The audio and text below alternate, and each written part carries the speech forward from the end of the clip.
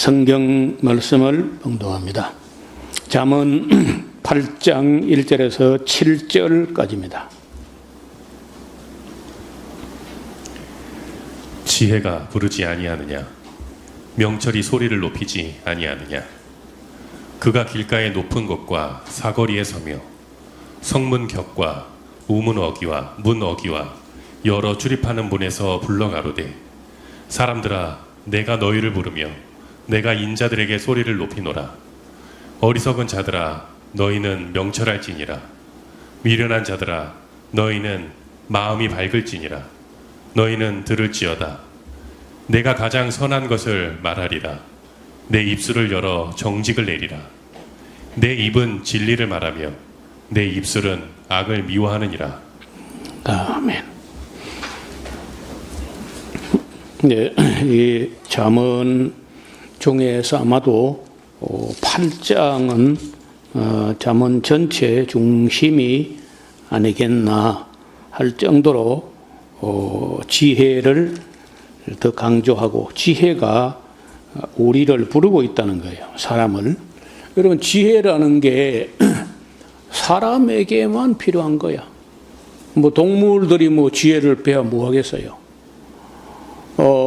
그래서 사람에게는 다른 건 몰라도 꼭 지혜가 있어야 된다. 지혜롭게 사는 사람하고 어리석게 혹은 미련하게 사는 사람들은 그 결과에 큰 차이가 나는 거죠.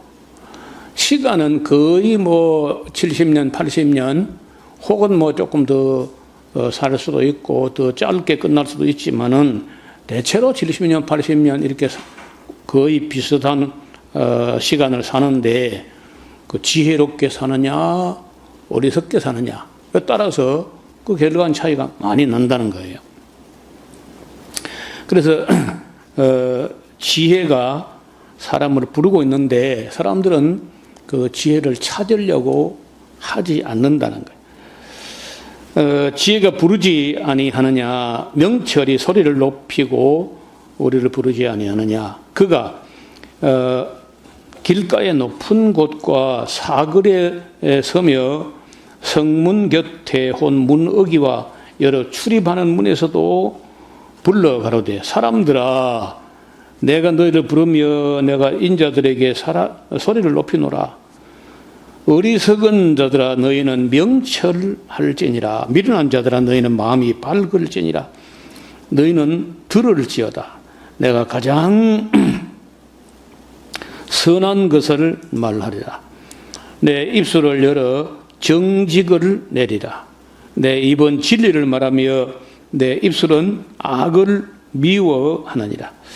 내 입의 말은 다 의로운즉 그 가운데 굽은 것과 패역한 것이 없나니 이는 다 총명 있는 자의 밝히 아는 바요 지식 얻은 자의 정직히 여기는 바니라.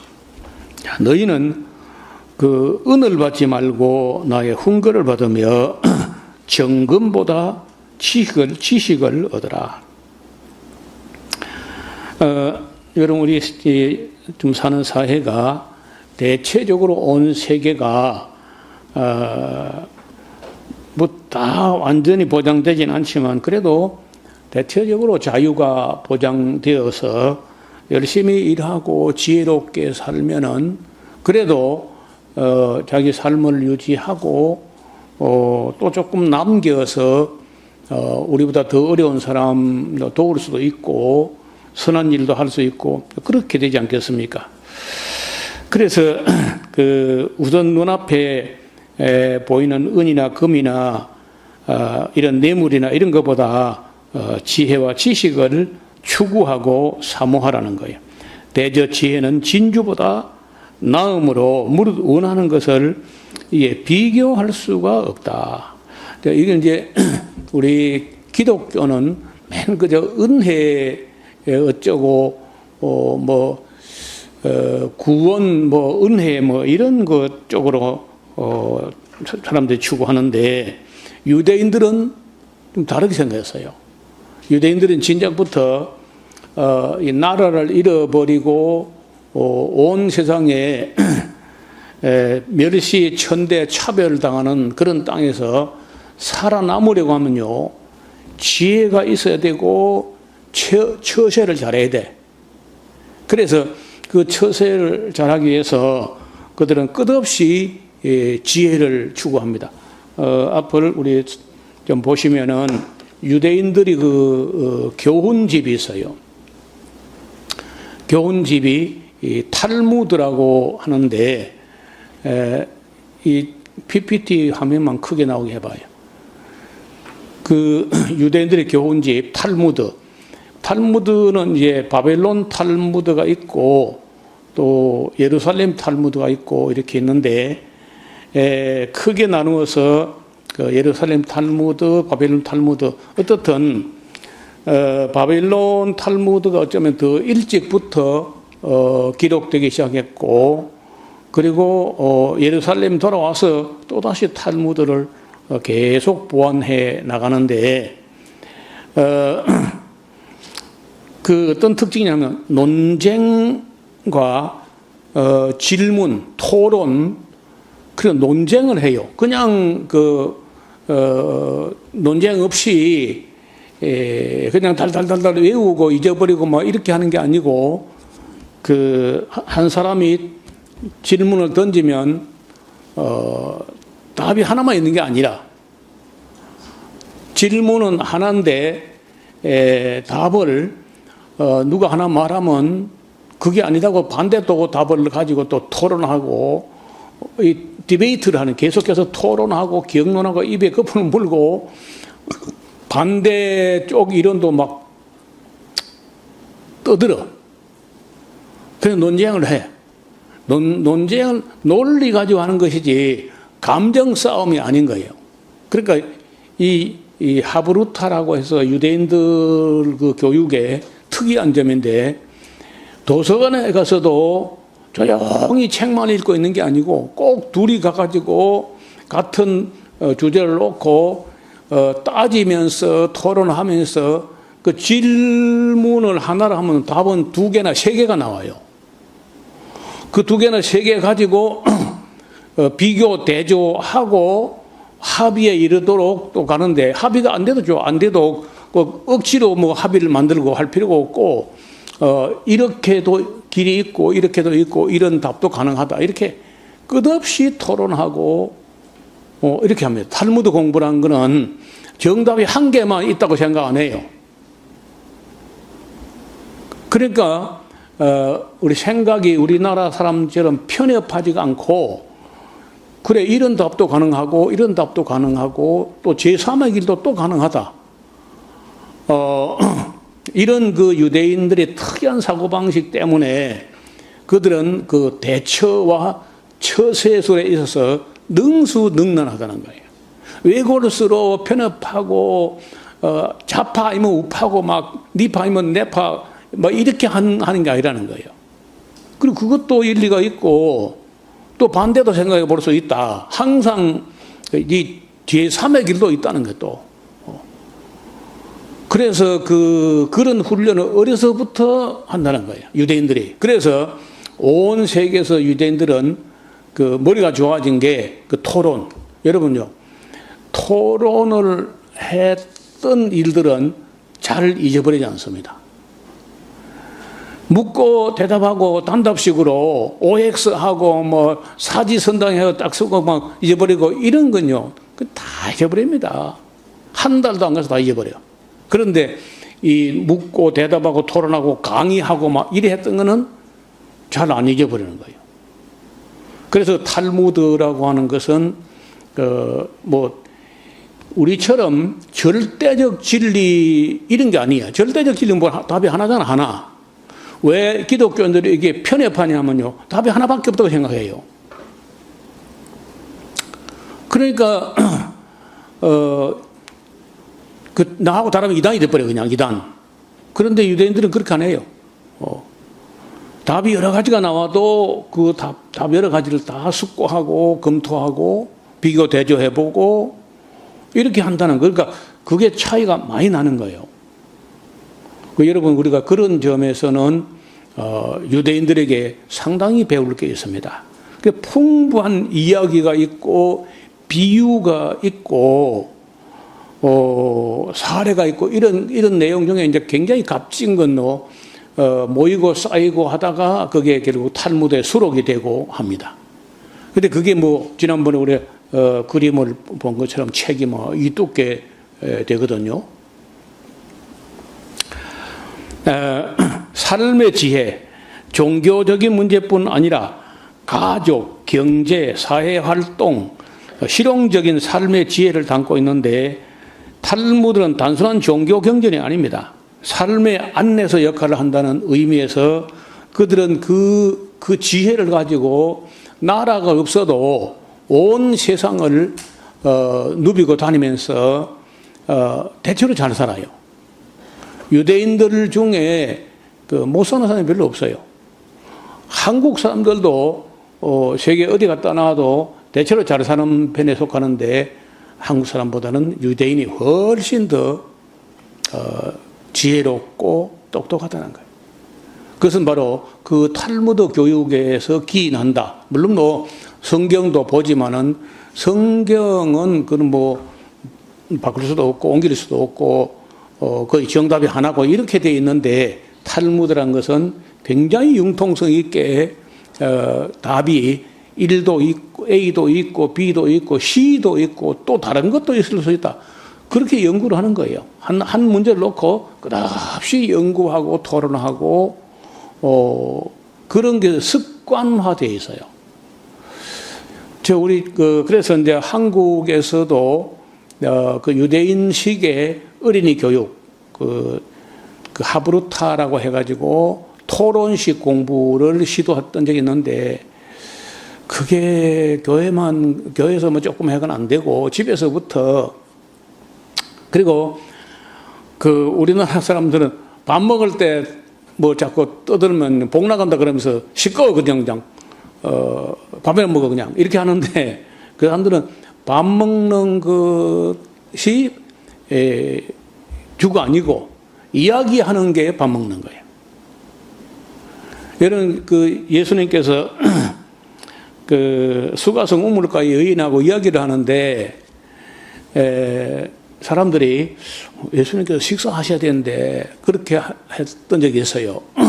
그랬더니 예수님께서 하신 말씀이 내게는 너희 알지 못하는 양식이 있다.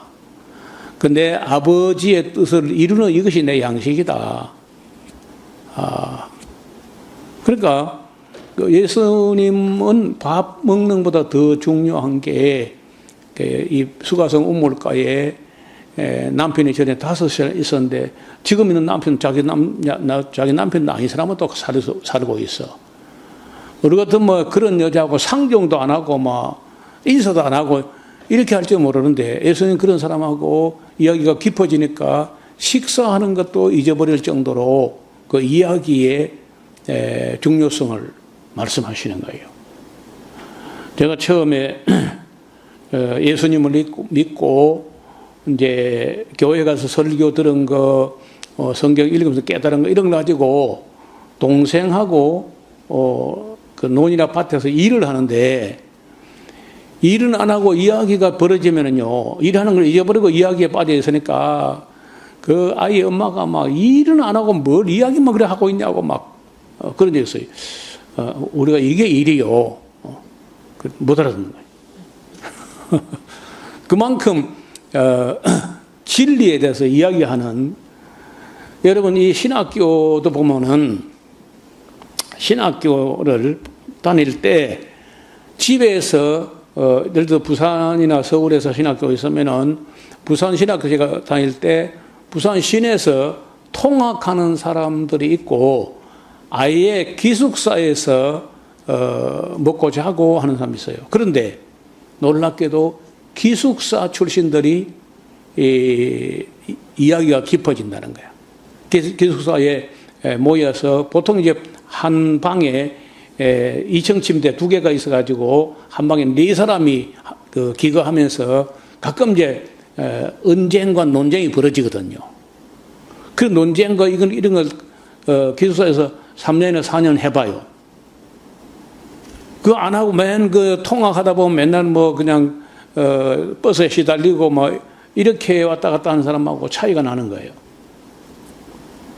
그래서 가능하면은 학교도 통학하는데 진액을 빼지 말고 대개 이제 영국이나 이런 거 학교 보면요, 그 기숙사가 있어가지고 거기서 생활도 하고, 그러니까 강의실에서만 공부하는 게 아니야.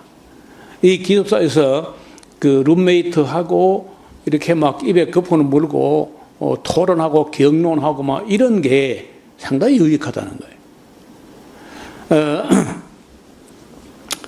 자, 탈무드는 유대인에게 지혜와 가치를 전수하는 중요한 유산인데 유대인의 교육 방식과 사고의 근간을 이루는 핵심적인 문화. 그 다른 나라는 그런 게 없어요.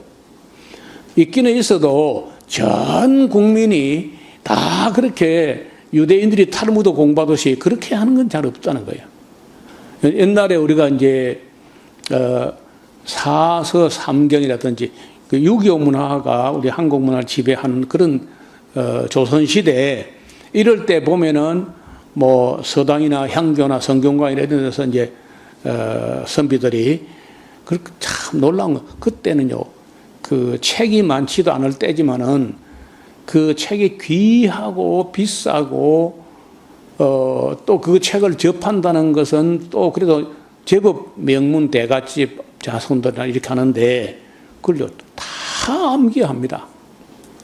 책을 무조건 다 암기해요. 다 암기하고 다 쓰고 다 해석하고 시험 치고 이렇게 하는 거예요. 아마 중국에도 그래 안 쓸 텐데 한국은 그렇게 하는 거예요. 그렇게 했더니 한국의 학자들이 중국 가면 중국 사람 쩔쩔맬 정도로 다 외우니까.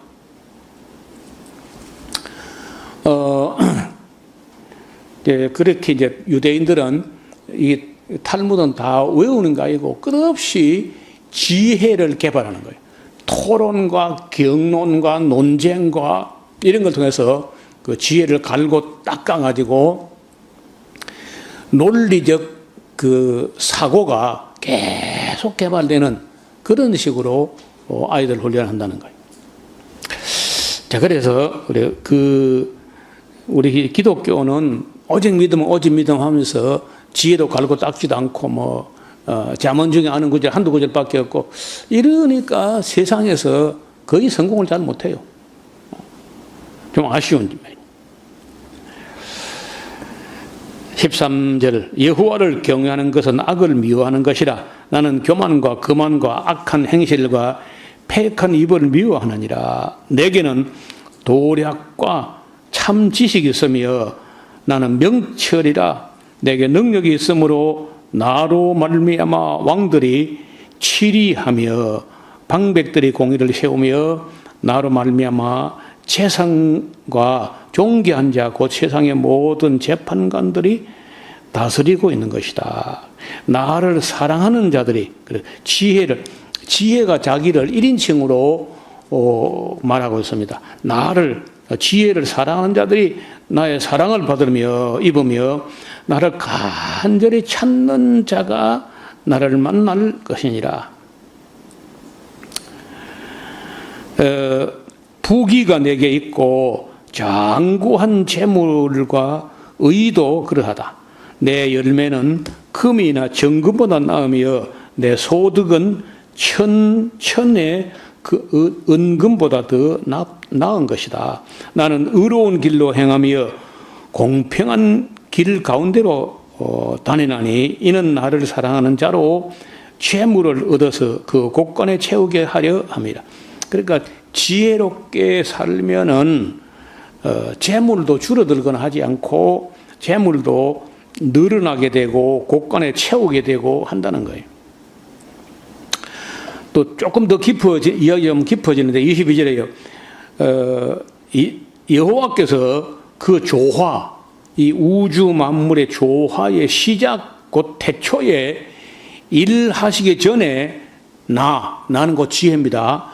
나 지혜를 가지셨으며 만세 전부터 상고부터 땅이 생기기 전부터 내가 시험을 입었나니 오직 바다가 생기기 아니하였고 큰 샘들이 있기 전에 내가 이미 났으며 산이 세우심을 있기 전에, 언덕이 생기기 전에 내가 이미 났으니 하나님이 아직 땅도 들도 세상 진토에 근원도 짓지 않았을 때부터 나 지혜는 있었다는 거예요. 그가 하늘을 지으시며 궁창으로 해면에 두르실 때 내가 거기에 있었고, 그가 위로 구름 하늘을 견고하게 하시며 바다의 샘들을 힘있게 하시며 바다의 한계를 정하여 물로 명령을 거스르지 못하게 하시며 또 땅의 기초를 정하실 때부터 내가 지혜가 그 곁에 있어서 창조자가 되어가지고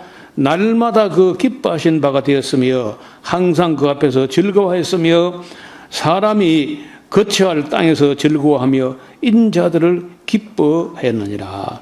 어떤 이제 해석자는 여기 나라고는 지혜자가 바로 예수님이 아닐까, 이런 관점도 있다는 거예요. 자, 아들들아 이제 내게 들으라. 내 도를 지키는 자가 복이 있느니라. 훈계를 들어서 지혜를 얻으라. 그것을 버리지 말라. 누구든지 내게 들으며 날마다 내 문 곁에서 기다리며 문설주 옆에서 기다리는 자는 복이 있나니 대저 나를 얻는 자는 생명을 얻고 여호와께 은총을 얻을 것이니라. 그러나 나를 잃는 자는 자기 영혼을 해하는 자라. 물은 나를 미워하는 자는 사망을 사랑한다. 여러분, 이 서양 사람들, 그리스 사람들은 그 지혜를 참 사랑했어요. 진작부터 지혜와 지식을 추구하는데, 그 지혜를 사랑한다 하는 말이 그 필로가 사랑한다는 말이고, 소피아가 지혜야. 그리고 필로소피아 한 말이 철학이라는 철학. 그러니까 그 그리스 사람들이 필로소피아 하는 말이 필로 하는 건 사랑한다는 말이고, 지혜를 그렇게 해서, 근데 그럴 때 유대인들은요, 지혜보다 무슨 뭐 이적이나 기적이나 표적이나 꼭 우리 한국의 신비주의자들은 좀 그랬거든요.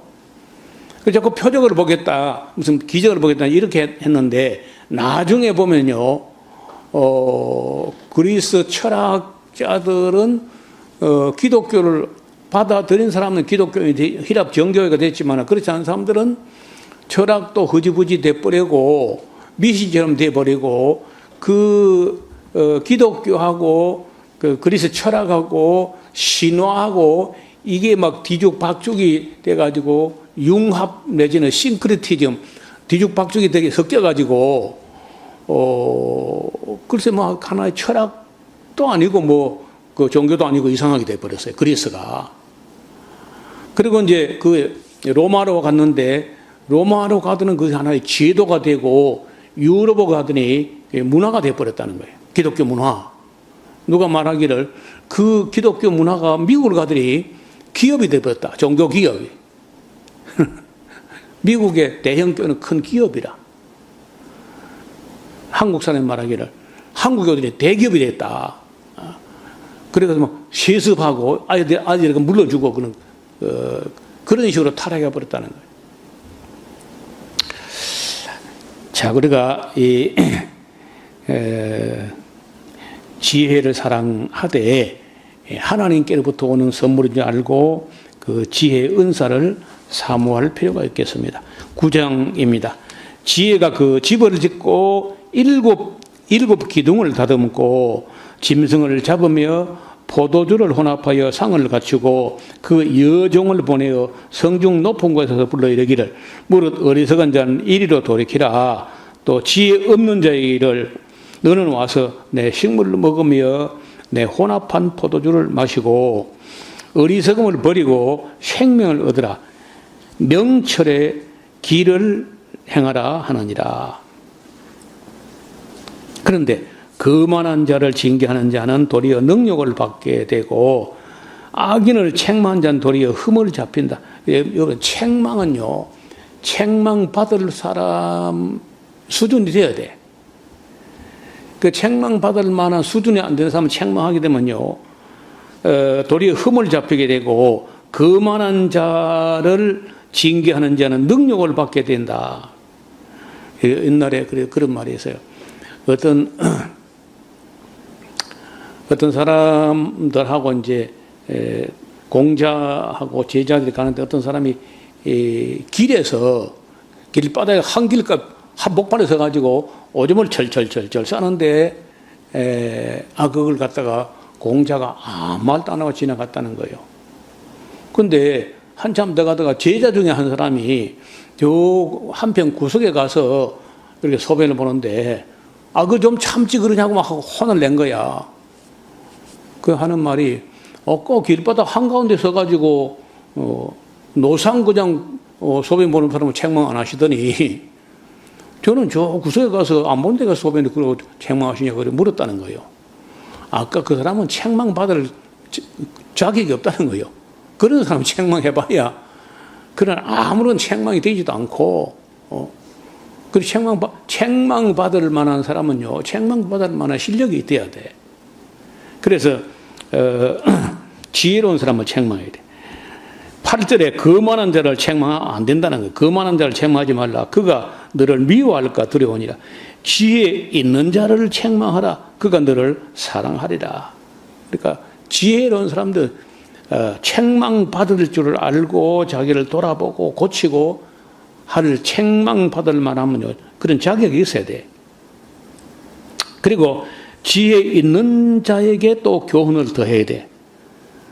그가 더욱 지혜로워질 것이요 의로운 사람을 가르쳐야 돼. 그러면 그가 학식이 더하게 된다. 여호와를 경외하는 것이 지혜의 근본이요 거룩하신 자를 아는 것이 그게 바로 명철의 시작이다. 또 나 지혜로 말미암아 네 날이 많아지도 장구하게 생명의 해가 길어서 장수하게도 한다. 네가 만일 지혜로우면은 그 지혜가 네게 유익할 것이나 네가 만일 거만하면 너 홀로 해를 당하게 된다. 미련한 계집이 떠들며 어리석어서 아무것도 알지 못하고 자기 집 문에 앉으며 성읍 높은 곳에 있는 자리에 앉아서 자기 길을 잘 가는 행객을 불러 이르되 무릇 어리석은 자는 이리도 그렇기라.